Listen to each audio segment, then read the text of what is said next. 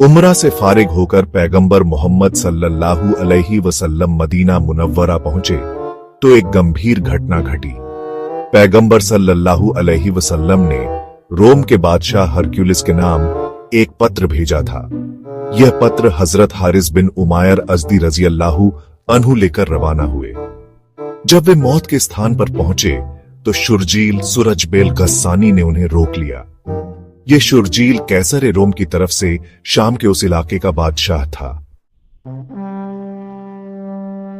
शुरजील ने पूछा, तुम कहां जा रहे हो?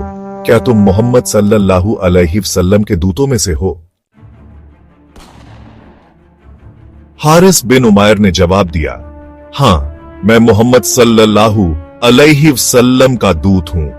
यह सुनते ही शुरजील ने उन्हें रस्सियों से बांध दिया और फिर उन्हें शहीद कर दिया। पैगंबर सल्लल्लाहु अलैहि वसल्लम के दूतों में से यह पहले दूत थे जिन्हें शहीद किया गया। अल्लाह के रसूल सल्लल्लाहु अलैहि वसल्लम को इस घटना से बहुत दुख हुआ। आपने तुरंत सहाबा कराम रज़ियल्लाहु अन्हुम का एक लश्कर तैयार किया जिसकी संख्या 3000 थी। पैगंबर सल्लल्लाहु अलैहि वसल्लम ने उन्हें रोम के बादशाह से युद्ध करने का आदेश दिया और इस लश्कर का सेनापति हजरत ज़ैद बिन हारिसा रज़ियल्लाहु अन्हु को नियुक्त किया। जब यह लश्कर रवाना होने के लिए तैयार हो गया तो पैगंबर सल्लल्लाहु अलैहि वसल्लम ने फरमाया, अगर ज़ैद बिन हारिसा शहीद हो जाएं, तो उनकी जगह जाफर बिन अबी तालिब लश्कर के अमीर होंगे। अगर जाफर बिन अबी तालिब भी शहीद हो जाएं, तो अब्दुल्लाह बिन रवाहा उनकी जगह लेंगे। और अगर अब्दुल्लाह बिन रवाहा भी शहीद हो जाएं, तो मुसलमान जिसे चुने उसे अपना अमीर बना लें। जब आप सल्लल्लाहु अलैहि वसल्लम ने यह हिदायतें दी, उस समय एक यहूदी व्यक्ति भी वहां मौजूद था और यह सब सुन रहा था। उसने कहा, जूविश मैन, अगर यह सचमुच नबी हैं, तो मैं कसम खाकर कहता हूं कि जिन लोगों के नाम उन्होंने लिए हैं वे सब शहीद हो जाएंगे। यह बात हजरत ज़ैद बिन हारिसा रज़ियल्लाहु अन्हु ने सुन ली तो बोले, ज़ैद बिन हारिसा, मैं गवाही देता हूं कि पैगंबर सल्लल्लाहु अलैहि वसल्लम सच्चे नबी हैं। आप सल्लल्लाहु अलैहि वसल्लम ने एक सफेद रंग का झंडा तैयार किया और ज़ैद बिन हारिसा रज़ियल्लाहु अन्हु को दे दिया। फिर आपने मुजाहिदीन को नसीहत फरमाई, जहां हारिस बिन उमायर को शहीद किया गया है, जब तुम वहां पहुंचो तो पहले उन लोगों को इस्लाम की दावत देना। अगर वे दावत कबूल कर लें तो ठीक है, वरना अल्लाह से उनके खिलाफ मदद मांगना और उनसे युद्ध करना। लश्कर को रवाना करते समय मुसलमानों ने कहा, मुस्लिम्स वीओ, अल्लाह तुम्हारा साथी हो, तुम्हारी मदद करे और तुम्हें खैर और खुशी के साथ हमारे बीच वापस लाए।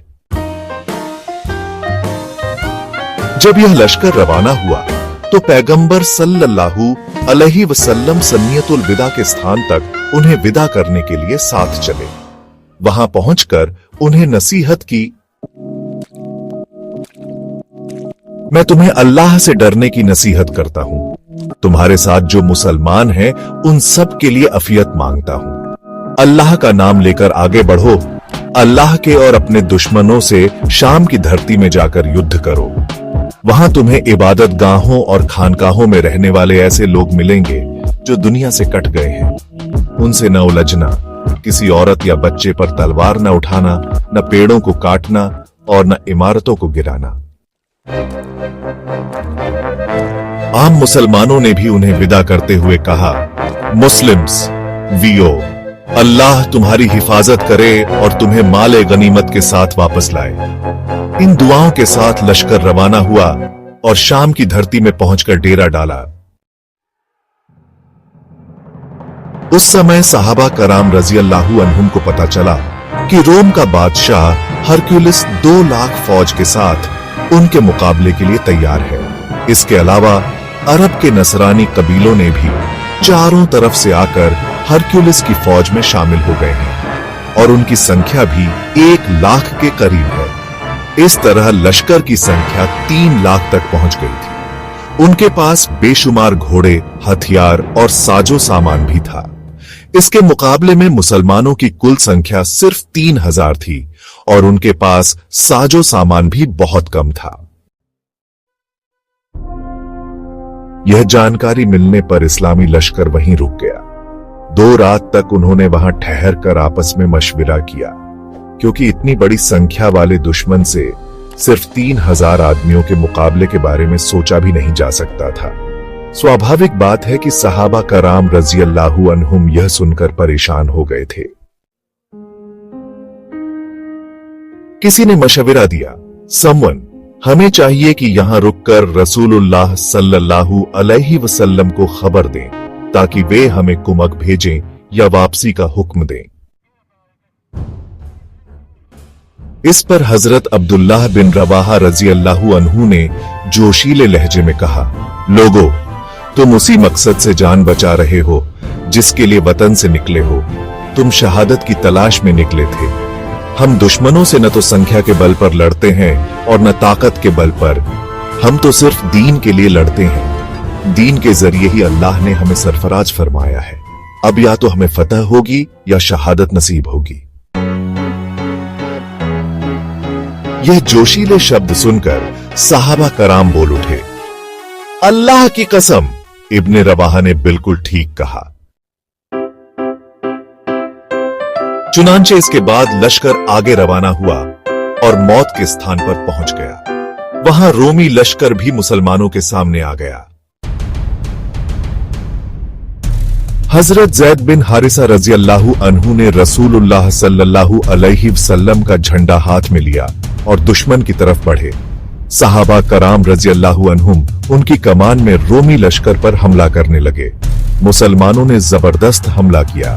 वहीं रोमी भी 3 लाख थे। उन्होंने भी भरपूर हमला किया। तलवारों से तलवारें टकराने लगी, निजाम और तीर चलने लगे।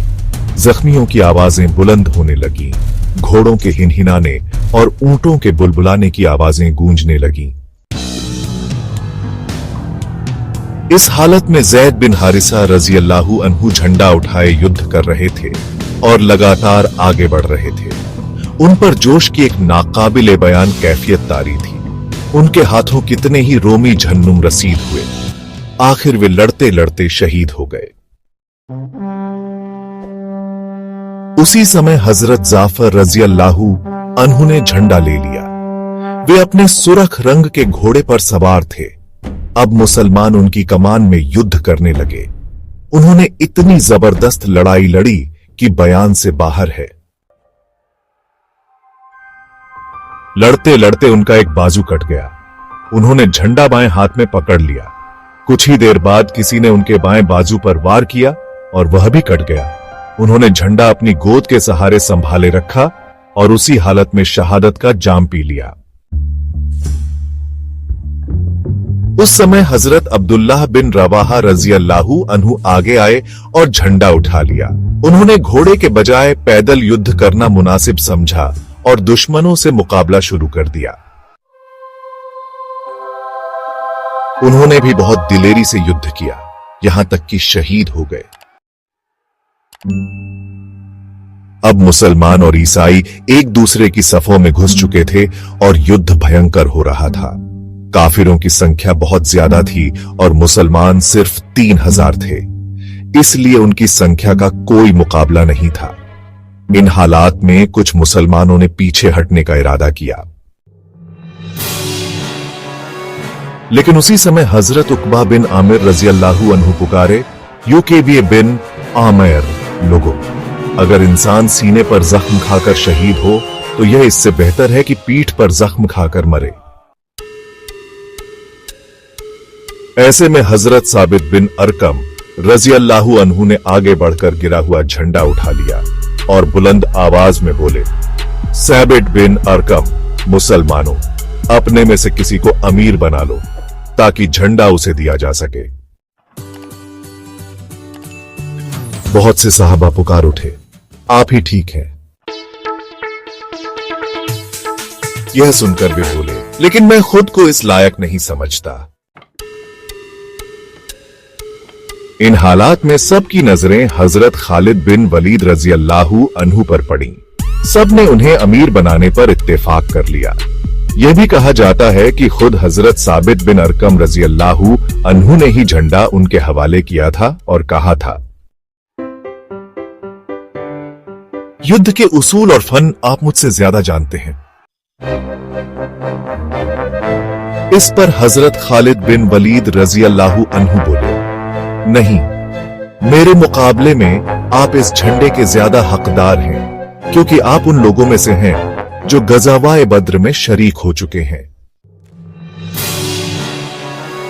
आखिर सबका इत्तेफाक हजरत खालिद बिन वलीद रजी अल्लाहु अन्हु पर हो गया। अब हजरत खालिद बिन वलीद रजी अल्लाहु अन्हु की कमान में युद्ध शुरू हुआ। अब आखिर में अगर आपको यह जानकारी अच्छी लगी हो तो please like, share and subscribe जरूर करें।